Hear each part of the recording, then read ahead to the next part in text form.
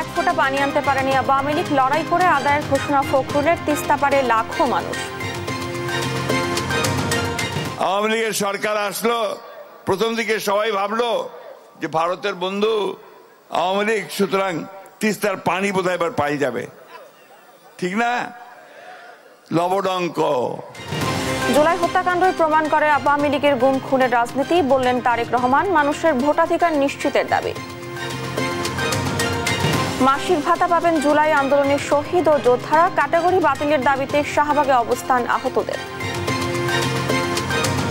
জুলাই অভ্যুত্থানে যারা আহত হয়েছেন তারা জুলাই যোদ্ধা নামে খ্যাত হবেন এবং তারা এই নিরিখে পরিচয়পত্রও পাবেন, তারা ভাতাও পাবেন। আমাদেরকে ভাই সরকার আজকে 6 মাস হয়ে গেল, এরা নির্বাচন, এরা হেলিকপ্টার দিয়ে সাহায্য সবকিছু করে। আমরা যে গুলিবিদ্ধ, আমাদের মাথায় গুলি ভরা ভাই, আমাদেরকে কেউ দেয় না। দুর্নীতির লাগাম টেনে দেশ দ্রুত এগিয়ে নেওয়া সম্ভব, আশাবাদ স্বরাষ্ট্র উপদেষ্টার। মব জাস্টিসের বিরুদ্ধে কঠোর ব্যবস্থার হুঁশিয়ারি।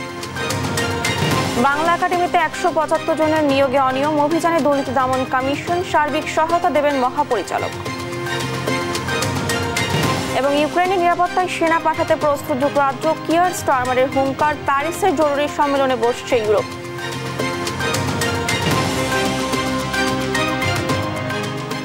আমন্ত্রণ সংবাদ সন্ধ্যায় দেখছিলেন শিরোনামগুলো, সঙ্গে আছে আমি ডানা ইসলাম। এবারে বিস্তারিত সংবাদ। আওয়ামী লীগ ভারতের বন্ধু, অথচ 15 বছরে দেশটি থেকে তিস্তার এক ফোঁটা পানি আনতে পারেনি বলে মন্তব্য করে বিএনপির মহাসচিব মির্জা ফখরুল ইসলাম আলমগীর। সোমবার দুপুরে তিস্তা চুক্তি ও মহাপরিকল্পনা বাস্তবায়নের দাবিতে তিস্তাপাড়ে 5 জেলার 115 কিলোমিটার এলাকা জুড়ে জাগো বাহে তিস্তা বাঁচাই শীর্ষক কর্মসূচিতে এ মন্তব্য করেন তিনি। মহাসচিব আরও বলেন, বাংলাদেশের মানুষের সঙ্গে ভারত বন্ধুত্ব করতে চাইলে আগে তিস্তার পানি দিতে হবে, সীমান্ত হত্যা বন্ধ করতে হবে এবং বড় দাদাদের মতো আচরণ বদলাতে হবে। এই সময় তিস্তার পানির ন্যায্য হিস্সা ইস্যুতে অন্তর্বর্তী সরকার নিরপেক্ষ থাকলে চলবে না বলে মন্তব্য করেন তিনি। এছাড়া দ্রুত নির্বাচন দিয়ে জনগণের হাতে ক্ষমতা হস্তান্তরে অন্তর্বর্তী সরকারের প্রতি আহ্বান জানান মির্জা ফখরুল।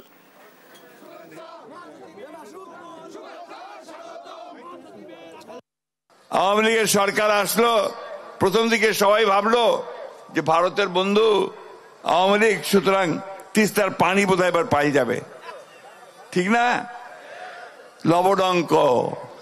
অন্তর্বর্তীকালীন সরকার কথায় তো বলেন যে আপনার নিরপেক্ষ, তো নিরপেক্ষ কিন্তু এই জায়গায় থাকলে চলবে না। এই জায়গায় আপনাকে মুখ খুলতে হবে, ভারতকে বলতে হবে যে আমার পানির ন্যায্য হিস্সা আমি চাই। এদিকে তিস্তা মহাপরিকল্পনা বাস্তবায়ন ও পানির ন্যায্য হিস্সা আদায় হাজার হাজার মানুষের ঢল নেমেছে তিস্তা পারে। তিস্তার বাংলাদেশ অংশের 115 কিলোমিটারের 11টি পয়েন্টে চলছে 48 ঘন্টা লাগাতার অবস্থান কর্মসূচি। সহকর্মীদের পাঠানো তথ্যচিত্রে টুম্পা আফরোজা রিপোর্ট। জাগো বাহে তিস্তা বাঁচাই স্লোগানে তিস্তা পাড়ে 48 ঘন্টার অবস্থান কর্মসূচি শুরু হয়েছে। তিস্তা নদী রক্ষা আন্দোলনের ব্যানারে তিস্তা পাড়ের জেলা লালমনিরহাট, কুড়িগ্রাম, রংপুর, নীলফামারী ও গাইবান্ধায় একসঙ্গে চলছে এ কর্মসূচি। তিস্তা মহাপরিকল্পনা বাস্তবায়ন ও পানির ন্যায্য হিস্সা আদায়ে হাজার হাজার মানুষের ঢল নেমেছে তিস্তা পাড়ে। সোমবার সকাল থেকে অধিকার জানাতে জড়ো হয়েছেন স্থানীয়রা। তিস্তা পাড়ের 11টি পয়েন্টে হচ্ছে গণজমায়েত। সকাল থেকে তিস্তা ব্যারেজের নীলফামারীর ডালিয়া পয়েন্টের হেলিপ্যাড মাঠে অবস্থান নিয়েছে 10,000 মানুষ। জেলার বিভিন্ন স্থান থেকে ব্যানার, ফেস্টুন, প্লেকার্ড হাতে মিছিল সহ জমায়েত হতে শুরু করে তারা। এই কর্মসূচির মধ্য দিয়ে তিস্তার পানির ন্যায্য হিস্সা আদায় ও তিস্তা মহাপরিকল্পনা বাস্তবায়নের আশা করছে তিস্তা পাড়ের মানুষ। বন্যার পানি হঠাৎ করে ছেড়ে দিয়ে নদী পাড়ের মানুষের বাড়িঘর দৌড় ভেঙে নিয়ে যায়, অনেক আবাদি ফসল নষ্ট হয়ে যায়, বিলীন করে নিয়ে যায়। জীবনের যে নিরাপত্তা, সেই নিরাপত্তা থাকে না। মেগা প্রকল্প বাস্তবায়নের লক্ষ্যে আমরা এখানে অংশগ্রহণ করেছি। তিস্তা আপনারা দেখতেছেন শুধু বালুচর, এর পাশে আমাদের হাজার হাজার বিঘা জমি আছে, বন্যার সময় সব চলে যায়। তিস্তা পাড়ে 48 ঘন্টার কর্মসূচি ঘিরে গাইবান্ধার হরিপুর সেতু পয়েন্টে বাড়ছে গণজমায়েত। সকাল থেকেই জড়ো হতে থাকে নদী ভাঙা তিস্তার অববাহিকার দরিদ্র মানুষ। ভারতের কাছে তিস্তার পানির ন্যায্য হিস্সা চেয়ে জমায়েত হয়েছেন তারা। এই সময় এই লোকগুলোর যে দুঃখ কষ্ট হয় বলার না। আমি চাই বার্তা হলে আমাদের দেশের সুবিধা। লালমনিরহাট জেলায় নিরীহ মানুষ এই বন্যায় অনেক ভুক্তভোগী। এই তিস্তা নদী খনন হলে মানুষ অনেক সফলতা অর্জন করতে পারবে এবং বন্যা থেকে একটু রেহাই পাবে। তিস্তা নদীর বাংলাদেশ অংশের ১১৫ কিলোমিটারের ১১টি পয়েন্টে ৪৮ ঘন্টার লাগাতার কর্মসূচি পালন করবে তিস্তা নদী রক্ষা আন্দোলন। টুম্পা আফরোজ, নিউজ ডেস্ক, দেশ টিভি। দর্শক, তিস্তা নদী রক্ষা আন্দোলন কর্মসূচির খবর সংগ্রহ করছেন আমাদের সহকর্মীরা। সবশেষ পরিস্থিতি জানাতে রংপুর ও লালমনিরহাট থেকে সরাসরি যোগ দিচ্ছেন সহকর্মী রফিকুল ইসলাম ও জামাল বাদশা। প্রথমে যাচ্ছি রংপুরে। রফিক, কর্মসূচিতে সাধারণ মানুষের অংশগ্রহণ কেমন দেখতে পাচ্ছেন?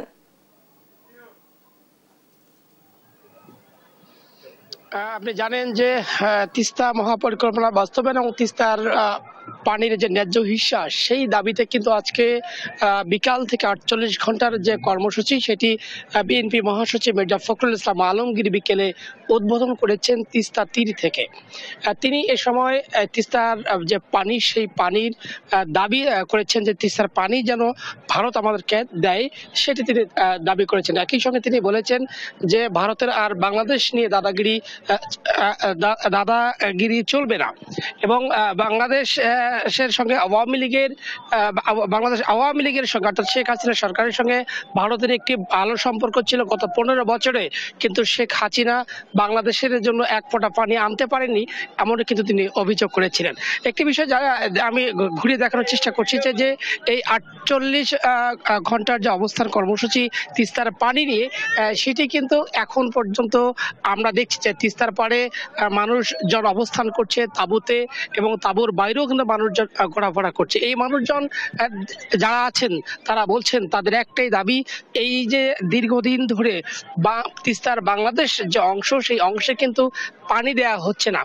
বর্ষা মৌসুমে অল্পতেই পানি ছেড়ে দেওয়ার কারণে এই এলাকায় বিশেষ করে তিস্তার দুপাশে উপচে যায়, প্লাবিত হয়, এতে করে যেমন ভাঙন ধরে যায় ঠিক তেমনিভাবে বিভিন্ন ফসলের ক্ষতি হচ্ছে একই সঙ্গে ঠিক কিছুদিন পরে শুষ্ক মৌসুমে কিন্তু একেবারেই মরুভূমিতে পরিণত হয়, প্রাণ প্রকৃতিতে একেবারে বিপন্ন পরিস্থিতি তৈরি হয়। এই অবস্থায় এই অঞ্চলের মানুষ দীর্ঘদিন ধরে ভারতের কাছে পানির যে ন্যায্য হিস্সা সেটি দাবি করে আসছিল, কিন্তু বরাবরই এই অঞ্চলের মানুষকে সেটিকে বঞ্চিত করা রাখা হয়েছে। সেই দাবিতে এবার কিন্তু কঠোর অবস্থানে নেমেছে এই অঞ্চলের মানুষ। তিস্তা পাড়ে তারা অবস্থান করছে, আন্তর্জাতিক মহলে তারা এই অবস্থানের মাধ্যমে একটি বড় চাপ প্রয়োগ করতে চায়। তো আমরা এই মুহূর্তে যেতে চাই, আপনি জানেন যে এই দাবিতে কিন্তু রংপুর, লালমনিরহাট, কুড়িগ্রাম, গাইবান্ধা এবং নীলফামারীর যে ১১৫ কিলোমিটার তিস্তা রয়েছে এর মধ্যে 11টি পয়েন্ট আজ এই কর্মসূচি রয়েছে। আমরা এই কর্মসূচি জানতে আমরা এখন যেতে চাই রংপুরের গঙ্গাচড়া রয়েছেন আমাদের আর এক সহকর্মী জামাল বাদশা, তার কাছে জানবো সেখানকার সর্বশেষ পরিস্থিতি। জামাল বাদশা। লালমনিরহাটেও কিন্তু যে তিস্তার যে 11টি পয়েন্টের আন্দোলন চলমান রয়েছে সেই 11টি পয়েন্টের একটি পয়েন্ট লালমনিরহাটের কালীগঞ্জ এবং রংপুরের যে গঙ্গাচড়া সেই গঙ্গাচড়া পয়েন্টে, এবং এই পয়েন্টগুলোতে সকাল থেকে ছোট ছোট মিছিল আকারে তিস্তার দুই তীরের সাধারণ মানুষ, আপামর জনতা, বিএনপি থেকে শুরু করে যে সকল রাজনৈতিক দল কিন্তু মিছিলে তারা এই অঞ্চলের মানুষ এই তিস্তা তীরবর্তী এলাকায় এসে হাজির হয়েছে এবং তারা কিন্তু দুপুরের পরে উদ্বোধনের পরে অর্থাৎ মূল পয়েন্টের তিস্তার যে মূল পয়েন্ট ছিল রেল সেতু এবং সড়ক সেতু, সেই সড়ক সেতু এবং মূল সড়ক সেতুর পরে উদ্বোধনের পর থেকেই বিভিন্ন বিএনপি নেতা সহ বিভিন্ন রাজনৈতিক দলরা বিভিন্ন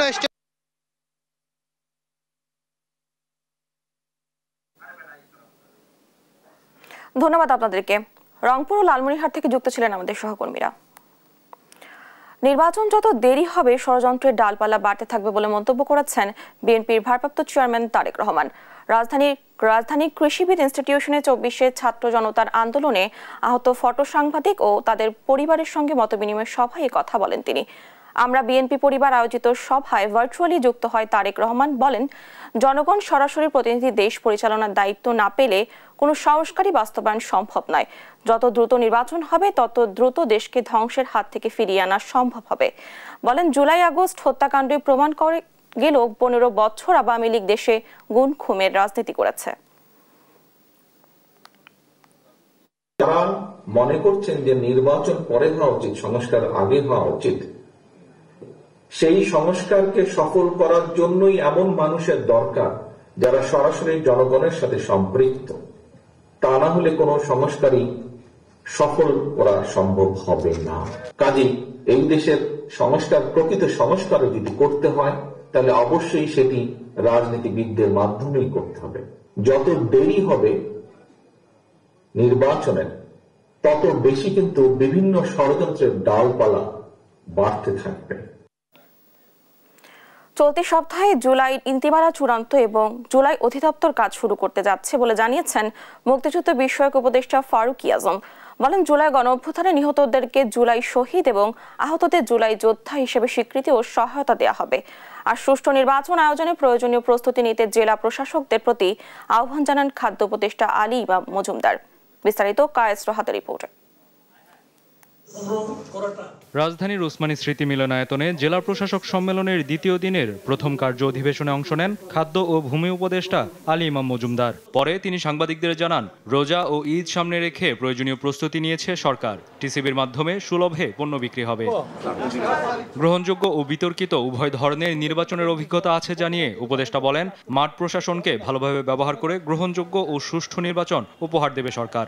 এই দেশের জয় কয়টা গ্রহণযোগ্য নির্বাচন বলে পরিচিত, এই কটাও কিন্তু আপনার এই প্রশাসন করেছে। যে কটা বিতর্কিত এবং অত্যন্ত ঘৃণিত নির্বাচন বলে, এগুলো তাদের মাধ্যমে করানো হয়েছে। সুতরাং তাদেরকে যেভাবে আপনারা ইউজ করতে চান সেভাবে ইউজ হবে। আমি আশা করব, আমি নিজে তত্ত্বাবধায়ক সরকার, অন্তর্বর্তীকালীন সরকারের একটা অংশ, সেই হিসেবে আমি মনে করি তাদেরকে ভালো কাজে আমরা ব্যবহার করবো, ভালো ফল পাবো। দ্বিতীয় কার্যাধিবেশনে অংশ নেন অর্থ উপদেষ্টা ডক্টর সালেউদ্দিন আহমেদ। পরে তিনি জানান, করের পরিমাণ না বাড়িয়ে পরিধি বাড়ানো হচ্ছে। আওতায় আসবে গ্রামের ব্যবসায়ী, চিকিৎসক সহ সামর্থ্যবান পেশাজীবীরাও। প্রয়োজনে অনলাইন পেমেন্টের উপর গুরুত্ব দেন উপদেষ্টা। আমরা কিন্তু সবসময় ডাক্তার, ব্যবসায়ী অনেকেই কিন্তু আমরা ক্যাশ ট্রানজ্যাকশন করি, এবং ক্যাশ ট্রানজ্যাকশন করলে কিন্তু ট্যাক্স বা হিসাবের আওতায় আনা যায় না। এবং এটা ভালো সাজেশন যে আমরা যদি আপনার এই যে ক্রেডিট কার্ড বা মোবাইল ইসের মাধ্যমে করি, এটা কিন্তু সবচেয়ে বড় জিনিস। তৃতীয় অধিবেশনে অংশ নিয়ে জেলা প্রশাসকদের নানা নির্দেশনা দেন মুক্তিযুদ্ধ ও দুর্যোগ ব্যবস্থাপনা মন্ত্রণালয়ের উপদেষ্টা ফারুক আজম।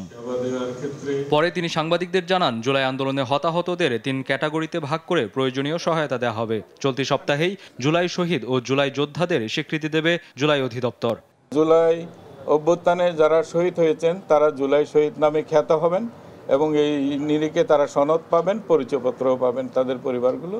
এবং জুলাই অভ্যুত্থানে যারা আহত হয়েছেন তারা জুলাই যোদ্ধা নামে খ্যাত হবেন এবং তারা এই নিরিখে পরিচয়পত্রও পাবেন এবং অন্যান্য যে সরকারি সুবিধাদি পাবেন, আজীবন চিকিৎসা সুবিধা পাবেন, তারপর তারা ভাতাও পাবেন।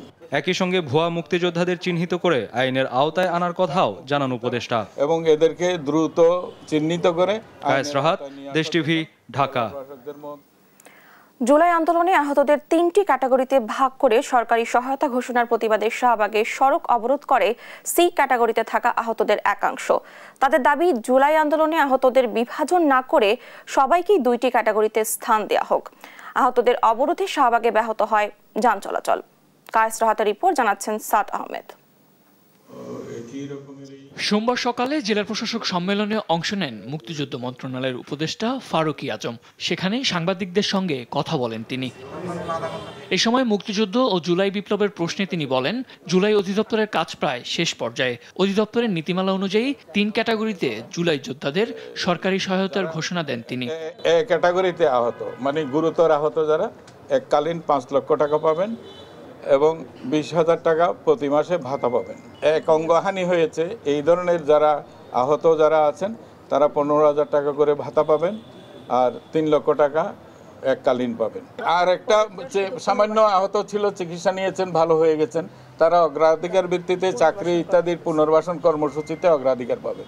এই ঘোষণার প্রেক্ষিতে বিকেলে শাহবাগ মোড় অবরোধ করে সি ক্যাটাগরিতে থাকা আহতদের কিছু অংশ। দাবি করেন, কোনো বৈষম্য না করে আহত সবাইকে যেন 2 ক্যাটাগরিতেই স্থান দেওয়া হয়। জুলাই অভ্যুত্থানে যারা মারা গেছে তাদের বিষয়ে আমাদের কোনো প্রশ্ন নাই, কিন্তু যারা আহত এখনো যারা বেঁচে আছেন আমাদের মধ্যে কেন ক্যাটাগরি করা হলো? 80% আহতরাই সি ক্যাটাগরির মধ্যে, আমাদের সি ক্যাটাগরির জন্য কোনো সুযোগ সুবিধা রাখা হয়নি। আমরা কোনো ক্যাটাগরি চাই না ভাই, আমরা সি ক্যাটাগরি মানি না, আমরা আমাদের দাবির জন্য আজকে রাজপথে আছি। এ সময় তাদের অবরোধে যান চলাচল ব্যাহত হয় শাহবাগ এলাকায়। সাদ আহমেদ, দেশ TV, Dhaka. Student first Bangladesh first এই স্লোগানে আত্মপ্রকাশ করতে যাচ্ছে নতুন ছাত্র সংগঠন। ছাত্র নাগরিক সংহতি ও নতুন ছাত্র রাজনৈতিক দল গঠনের লক্ষ্যে 18 ফেব্রুয়ারি জনমত জরিপ ও সদস্য সংগ্রহ কর্মসূচি ঘোষণা করে বাংলাদেশ বৈষম্য বিরোধী ছাত্র আন্দোলনের সমন্বয়ক আবু বাকের মজুমদার সোমবার বিকেলে ঢাকা বিশ্ববিদ্যালয়ের মধুর ক্যান্টিনে সংবাদ সম্মেলনে এ ঘোষণা দেওয়া হয়। কোনো আদর্শ নয়, বরং মধ্যপন্থী দল হিসেবে কাজ করার কথা জানান আরেক সমন্বয়ক আব্দুল কাদের। দলীয় লেজুর ভিত্তির বাইরে স্বতন্ত্র ছাত্র সংগঠন হিসেবে ছাত্রদের অধিকার আদায়ে কাজ করবে বলে জানান তিনি। যারা আরো বেশি সফিস্টিকেটেড ভাবে ভিশনারি পলিটিক্স করতে চায় তারা মূলত এই নতুন ছাত্র সংগঠনের উদ্যোগ নিয়েছে। গণঅভ্যুত্থান পরবর্তী সময়ে আমরা একাধিক রাজনৈতিক নতুন দল আসছে এরকম কথা আমরা শুনতে পাচ্ছি। সো তার সাথে আসলে আমাদের এই উদ্যোগের কোনো সম্পর্ক নেই। এটি একটি স্বতন্ত্র উদ্যোগ। সে নতুন কোনো রাজনৈতিক দল নতুন কোনো ছাত্র সংগঠন ঘোষণা করবে কিনা সেটি একান্তই তাদের ব্যক্তিগত সিদ্ধান্ত এবং তাদের রাজনৈতিক সিদ্ধান্ত। সেই সাথে বৈষম্য বিরোধী ছাত্র আন্দোলনের কথা আপনারা বললেন, কারোর সাথেই আসলে আমাদের এই ছাত্র সংগঠনের যে উদ্যোগ তার কোনো সম্পর্ক নেই। এটি একটি স্বতন্ত্র এবং এটি নিজের গঠনতন্ত্র অনুযায়ী চলবে। মব সৃষ্টির নামে যারাই বিশৃঙ্খলা করবে তাদের বিরুদ্ধে ব্যবস্থা নেওয়া হবে বলে জানিয়েছেন স্বরাষ্ট্র উপদেষ্টা জাহাঙ্গীর আলম চৌধুরী। বলেন, গত 6 মাসে দুর্নীতি অনেক কমে আসলেও তা সহনীয় পর্যায়ে না। দুর্নীতি কমলে সব সমস্যার সমাধান সম্ভব। সকালে রাজধানীর আগারগাঁওয়ে বাংলাদেশ কোস্ট গার্ডের 30তম প্রতিষ্ঠাবার্ষিকীর অনুষ্ঠান শেষে এ কথা বলেন তিনি। বিস্তারিত সাদাত নিশাদের রিপোর্টে। বাংলাদেশ কোস্টগার্ডের 30তম প্রতিষ্ঠাবার্ষিকী উপলক্ষে আগারগাঁওয়ে আয়োজন করা হয় এই প্যারেডের। এতে প্রধান অতিথি হিসেবে যোগ দেন স্বরাষ্ট্র উপদেষ্টা। বীরত্বপূর্ণ ও সেবামূলক কাজের স্বীকৃতি হিসেবে 4 ক্যাটাগরিতে কোস্টগার্ডের 40 জন সদস্যকে দেয়া হয় সম্মাননা পদক। অনুষ্ঠান শেষে সমসাময়িক বিষয় নিয়ে সাংবাদিকদের প্রশ্নের জবাব দেন স্বরাষ্ট্র উপদেষ্টা। দেশের প্রতিটি সেক্টরেই দুর্নীতি রয়েছে জানিয়ে তিনি বলেন, দুর্নীতি কমাতে পারলে দেশকে দ্রুত এগিয়ে নেওয়া সম্ভব। আমগো দুর্নীতি হলো সব জায়গায় আমগো গ্রাস করে নিছে। এই দুর্নীতিটা আমাদের কিভাবে কমানো যায়? যদি দুর্নীতিটা কমানো যায় তবে আপনারা দেখবেন সব সেক্টরে আমাদের উন্নতি হবে, সব সেক্টরে উন্নতি। আমি তো বলি যে আমাদের বড় সমস্যা দুর্নীতি। যদি আমরা দুর্নীতি করি আপনারা প্রকাশ করে দেন। এই সময় মব জাস্টিস নিয়েও কথা বলেন উপদেষ্টা। যারাই মব সৃষ্টি করবে তাদের বিরুদ্ধে ব্যবস্থা নেওয়া হবে বলে হুঁশিয়ারি দেন। সব জনতা নেই, কিন্তু নিয়ন্ত্রণের দায়িত্ব আমাদের। এখন কোন জনতা কিসের জন্য মব ক্রিয়েট করে ওইগুলো কিন্তু আপনারা একটু দেখতে হবে। এই জন্য সবাইরই কিন্তু একটু সজাগ হইতে হবে। কোনো পুলিশ অন্যায় করলে ছাড় পাবে না। সম্প্রতি অনেক পুলিশ সদস্যের বিরুদ্ধে ব্যবস্থা নেওয়া হয়েছে বলেও জানান তিনি। তারপর অ্যাকশন নিতে হবে। সাদাত নিশাদ, দেশ টিভি, ঢাকা। বাংলা একাডেমিতে 175 জন নিয়োগে দুর্নীতি ও স্বজনপ্রীতির প্রমাণ পেয়েছে দুর্নীতি দমন কমিশন। 2022 সালে তৎকালীন মহাপরিচালক নুরুল হুদা সহ সংশ্লিষ্টরা পদে পদে অনিয়ম দুর্নীতি করেছেন। এমনকি 4র্থ শ্রেণীর কর্মচারী নিয়োগে 10 লাখ টাকা করে ঘুষ নেওয়ার প্রমাণও পেয়েছে দুদকের অভিযানিক দল। এদিকে 10 কোটি টাকার বেশি অবৈধভাবে সম্পদ অর্জনের অভিযোগে সাবেক রেলমন্ত্রী মুজিবুল হক ও তার স্ত্রীর বিরুদ্ধে মামলা করেছে সংস্থাটি। ফজলি আদিত্য রিপোর্টে বিস্তারিত। বাংলা একাডেমিতে 175 জন নিয়োগে জালিয়াতির খোঁজে অভিযান চালিয়েছে দুর্নীতি দমন কমিশন।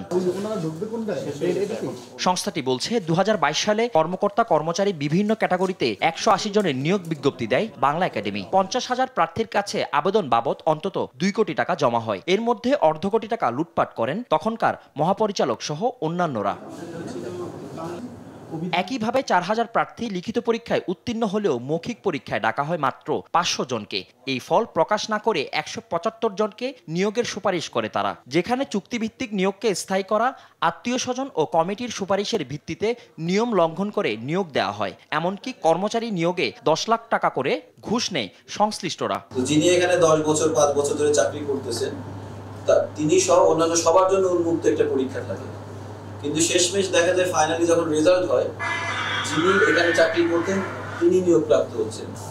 আর্থিক লেনদেনের বিষয়ে আমরা ওনাদের বক্তব্য নিয়েছি, আসলে কেউ এখনো স্বীকার করেনি যে আসলে আমরা আর্থিক লেনদেনের মাধ্যমে নেওয়া হয়েছে। আর অতীতে অনিয়ম স্বজনপ্রীতির মাধ্যমে নিয়োগের অভিযোগ খতিয়ে দেখে ব্যবস্থা নেওয়ার আহ্বান জানান বর্তমান মহাপরিচালক। আমরা ইমপ্রেশনটা পেয়েছি, কিন্তু সেটার তো আসলে প্রামাণিকতার ব্যাপারটা তো ভিন্ন। সেটা ধরা যাক কোনো ফর্মাল বডি যদি ইনভেস্টিগেট করে তাহলে সেটা তারা প্রক্রিয়াগতভাবে বুঝতে পারবেন, আইনিভাবে বুঝতে পারবেন। এদিকে অবৈধভাবে 10 কোটি টাকার বেশি অবৈধ সম্পদ অর্জনের অভিযোগে সাবেক রেলমন্ত্রী মুজিবুল হক ও তার স্ত্রীর বিরুদ্ধে মামলা করেছে দুদক। তাদের বিরুদ্ধে অনুসন্ধানে অবৈধভাবে সম্পদ অর্জনের তথ্য প্রমাণ পাওয়ার কথা জানান মহাপরিচালক আক্তার হোসেন।